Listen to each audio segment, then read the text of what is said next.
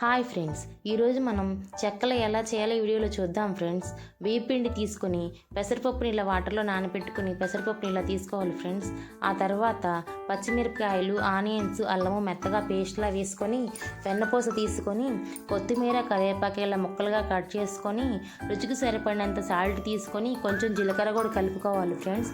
ఈ మొత్తం కలిపి ఆ బియ్యం పిండిలో మొత్తం వేసుకొని బాగా కలుపుకోవాలి ఫ్రెండ్స్. ఇలా కలుపుకున్న తర్వాత ఆ పిండిని ఇలా ఉండలుగా చేసుకొని ఒక పూరీ ప్రెస్ తీసుకొని పూరీ ప్రెస్కి ఒక ప్లాస్టిక్ పేపర్ వేసుకొని కొంచెం ఆయిల్ రాసుకోవాలి ఫ్రెండ్స్. ఆ తర్వాత ఒక ప్యాన్ తీసుకొని సరిపడినంత ఆయిల్ వేసుకొని ఆయిల్ వేడెక్కిన తర్వాత దాంట్లో ఈ విధంగా చేసుకుని చెక్కలను ఇలా వేసుకోవాలి ఫ్రెండ్స్. ఇప్పుడు మనకు కావాల్సిన ఎమ్మి క్రిప్సీ చెక్కలు రెడీ అయినట్లే ఫ్రెండ్స్. మీకు కనుక ఈ వీడియో నచ్చినట్లయితే please like, share and subscribe @mauki bhuvan channel friends.